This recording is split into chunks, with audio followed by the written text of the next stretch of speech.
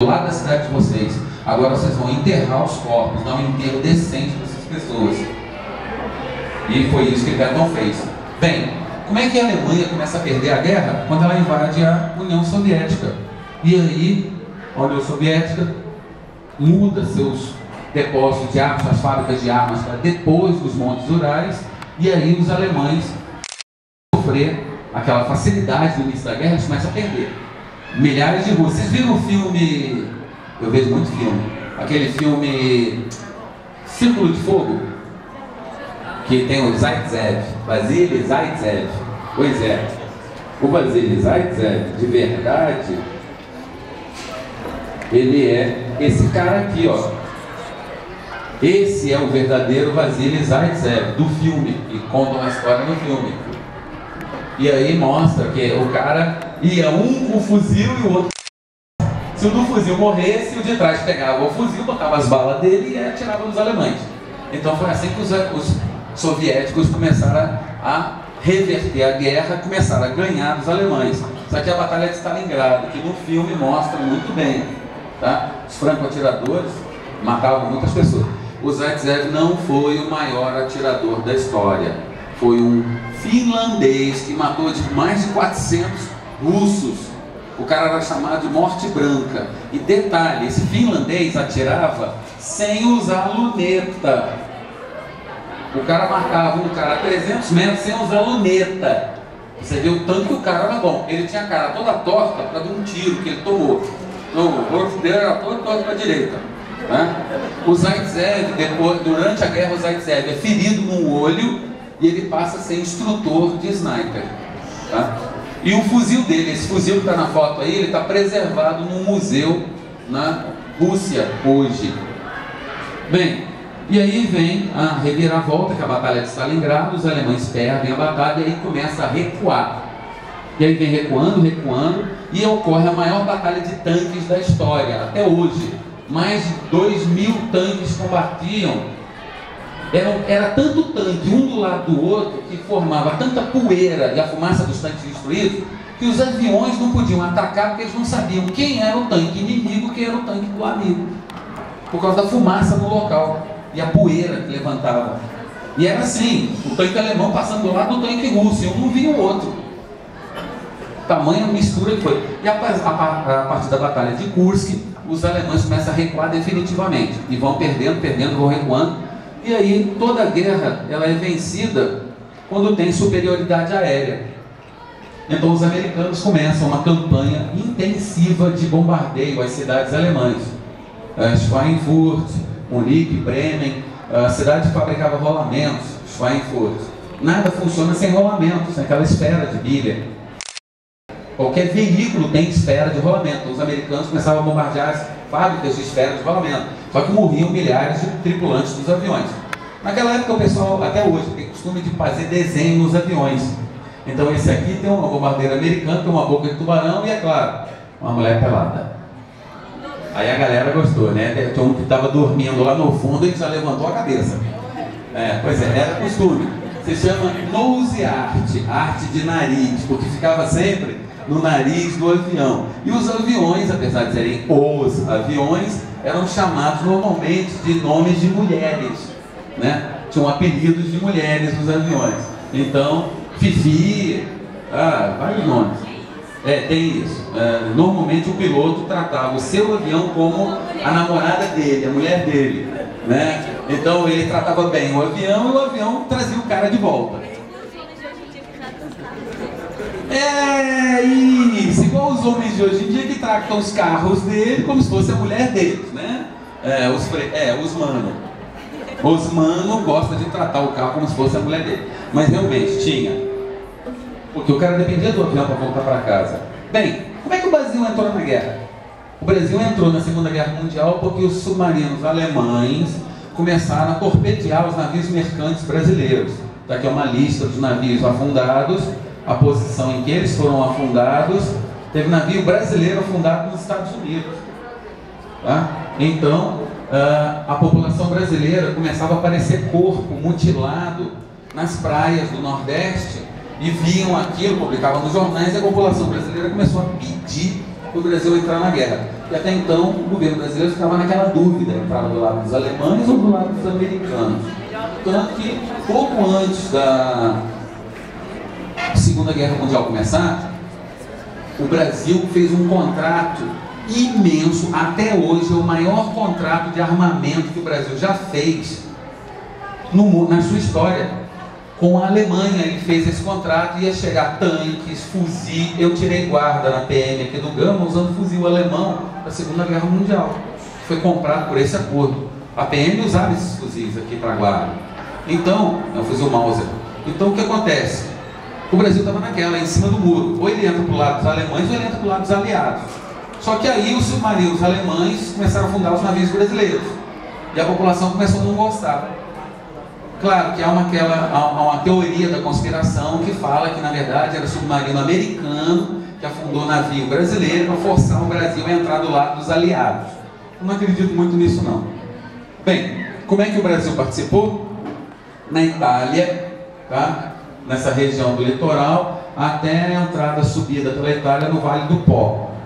O soldado brasileiro foi extremamente elogiado. Só que deu um probleminha. Quando as primeiras tropas brasileiras Itália, eles foram confundidos com alemães, com prisioneiros alemães, porque a cor do uniforme brasileiro era muito parecida com a do uniforme alemão. Então, quando os pracinhas brasileiros, pracinhas não, os combatentes brasileiros, desceram do navio na Itália, os italianos pensavam que eram prisioneiros alemães e começaram a xingar, cuspir, jogar pedra, até descobrir que eles eram brasileiros e não prisioneiros alemães.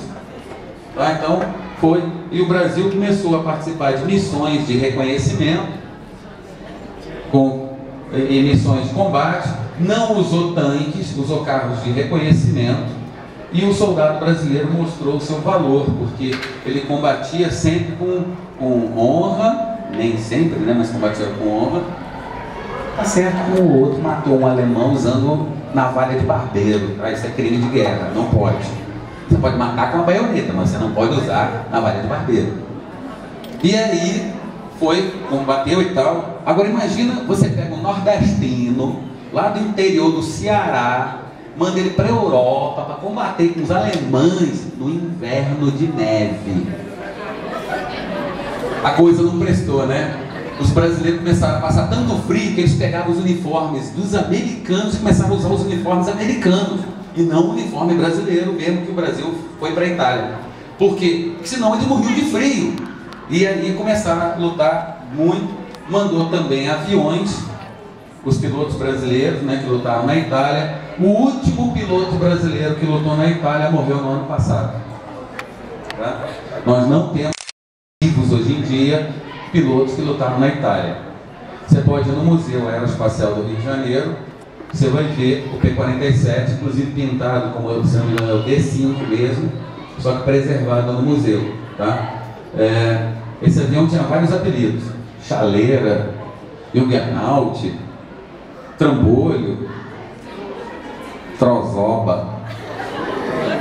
Teve um piloto brasileiro nordestino que pintou no avião Trozoba. A gente sabe o que é que Trozoba. Aí, quando o comandante da base vinha andando assim, olhou escrito aquele troço, perguntou para o mecânico: o que significa aquilo? Podem tirar esses nomes todos dos aviões, mandou arrancar os nomes todos dos aviões. Então, eles não tinham mais nomes. Os pilotos brasileiros não podiam botar mais nomes nos aviões. Tinha piloto que botou o nome de mulher, era o nome da esposa dele. Tá? Puxa saco, né? Aí... os pilotos brasileiros pilotos e soldados brasileiros são muito bem queridos na Itália. Até contra os italianos que eles lutaram, eles são bem queridos e bem vistos na Itália. Os ex-combatentes. Tem uma diferença entre pracinha e ex-combatente, tá? Ex-combatente é o que lutou na Itália. O pracinha é o soldado que assentou praça, que serviu na época da guerra. Necessariamente ele não foi para a Itália. Então, se você chegar para um ex-combatente e chamar ele de pracinha, você está ofendendo o cara. Ele é um ex-combatente, ele não é pracinha. Bem, eu não falei que os russos estavam começando a empurrar os alemães e derrotando os alemães? Começa a dar porrada nos alemães, vai derrotando. E aí os americanos e os ingleses e os franceses viram que se eles não fizessem alguma coisa, os russos iam chegar até a França. empurrando os alemães. Então eles também têm que fazer a parte deles. E aí o dia D, o desembarque na Normandia, em que as tropas americanas, inglesas, canadenses, francesas lançaram por paraquedas e por desembarque. Quem quiser pode ir na internet, vai no YouTube e baixa o filme O Mais Longo dos Dias. Ele fala do desembarque na Normandia bem detalhado. Bem, essas faixas coloridas nos aviões eram para identificar qual era o avião inimigo, qual era o avião amigo. Qualquer avião dos aliados que não tivesse essa pintura, essas faixas, a ordem era derruba imediatamente. Então todos os aviões tinham essa pintura. Como é que foi o desembarque? Pega o filme do Resgate do Soldado Ryan, que você vai saber como é que é. É a mesma foto, a mesma filmagem. A diferença é que não tem o cheiro, mas o sangue era o mesmo. Então os soldados, eles atacavam, eles combatiam, tentavam desembarcar, e aí você pega um alemão, bota lá no morro uma metralhadora, e o cara nem saía da lancha de desembarque e já morria ali dentro. Ele abria a rampa, o cara mandava bala lá dentro da lancha. Teve um alemão que ele está vivo até hoje, que ele comandou uma dessas metralhadoras. Ele deve ter morto uns 150 soldados aliados.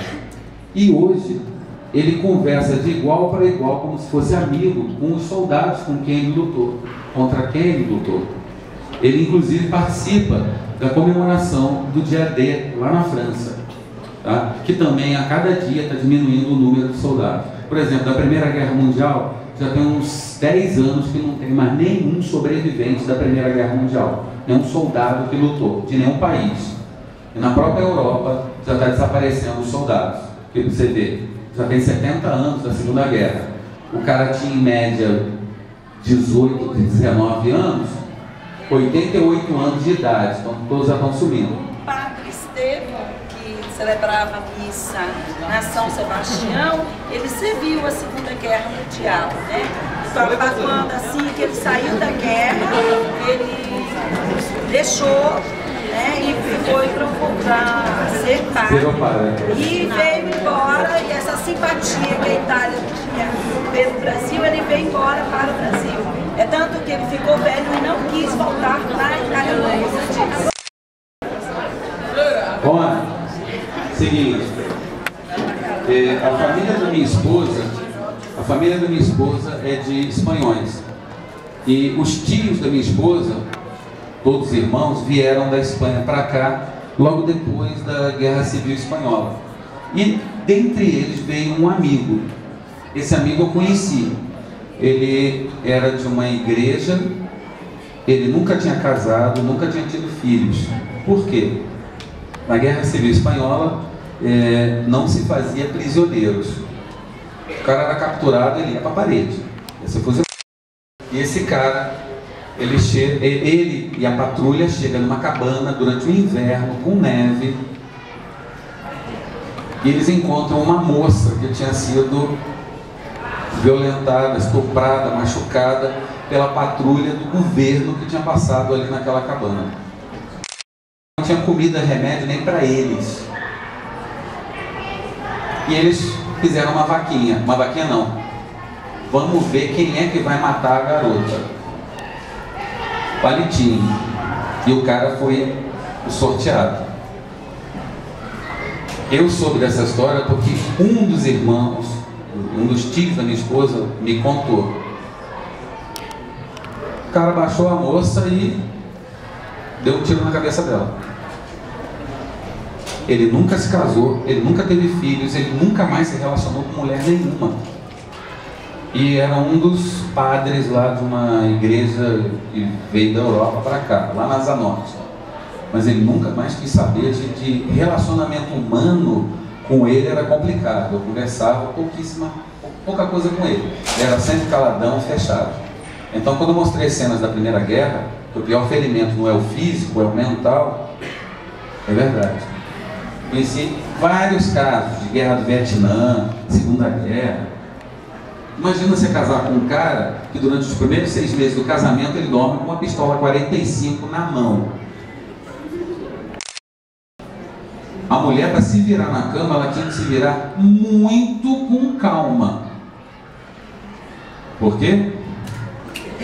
Porque o marido tinha tido problemas na guerra do Vietnã. Ele dormia com a pistola na mão. Levou quase 1 ano e meio para ele conseguir que a pistola ficasse na mesa. Não era guardar, era na mesa. E tem vários casos. Tinha casos de você soltava uma bombinha, o cara pulava gritando debaixo de uma mesa. Então são os ferimentos mentais, né? Aí começa alemão sendo empurrado de um lado pelos russos, pelo outro lado pelos americanos, pelos franceses, pelos ingleses, e começa a ser exprimido no meio. E aí tem uma reviravolta que os alemães tentam ainda revirar a cena, e tem a batalha, né? A interdição aérea, bombardeando tudo que se mexia, e a batalha do Bulge, que os alemães começam a usar armamentos modernos, ultramodernos, para tentar revirar a batalha. Tá? Foi na França, a região do Bulge, na França. Esse fuzil que ele está usando é um STG-44. Eu já tive esse fuzil na minha mão. Foi a única arma que eu pedi na exposição para pegar, para segurar, pegar. Sabe o fuzil AK-47? Historicamente, todos os historiadores consideram o AK-47 como a cópia desse fuzil aqui. Tá? O AK-47 nasceu desse fuzil. Se você olhar, ele tem um jeitão do AK. É muito parecido. Muito. Então, armas alemãs desenvolvidas na Segunda Guerra foram copiadas, sim, pelos americanos, pelos alemães. E aí, caput. Em alemão, caput significa quebrado, acabou, dançou, perdeu o pleiba. Então, uma palavra pequenininha tem vários significados, na verdade é fim. E os alemães são derrotados. Esse soldado que assistiu essa bandeira aqui no Reichstag, ele morreu tem uns 15 anos. Tá? Você sabia o nome dele. E essa bandeira aqui está preservada lá na Rússia. Isso aqui é o que sobrou de Berlim. Por isso que quando a gente fala que numa guerra quem morre mais são civis, olha o estado que ficou a cidade. O nível de destruição. Então não sobra nada. As pessoas se escondiam debaixo dos prédios, lá no porão, às vezes nos esgotos, às vezes nos túneis do metrô, para tentar se proteger das bombas. E caiu tanta bomba que, por exemplo, sabe a Copa do Mundo na Alemanha? Durante a reforma do estádio de Berlim, eles acharam 2 bombas da Segunda Guerra Mundial. Imagina você está mexendo num trator, você sente um troço pesado, que você olha com uma bomba de 250 quilos bem na tua frente. É aquela hora que você fala, ferrou. Se corre, se para, você faz o quê? Né? Porque elas explodem. Até hoje, elas explodem. Todas as forças armadas da Europa têm uma unidade para desmontar bombas da Segunda Guerra Mundial. Pô, um cara foi dar uma volta nos Alpes. Ele encontrou uma bomba da Primeira Guerra Mundial, lançada por um avião. Estava boazinha, inteira. Aí você vai e mexe? Não. Então, até hoje tem restos da Segunda Guerra Mundial, principalmente nas grandes cidades alemãs. No Japão também se encontram bombas. É comum também estar escavando contra a bomba da Segunda Guerra. E aí vem, e o Japão? O que sobrou para o Japão? O acordo de Potsdam, em que tem Stalin, o Roosevelt já estava vivo, e o Churchill já começa a decidir o fim da Segunda Guerra Mundial. Que região vai ficar na mão da União Soviética, que região vai ficar na mão dos americanos. E aí,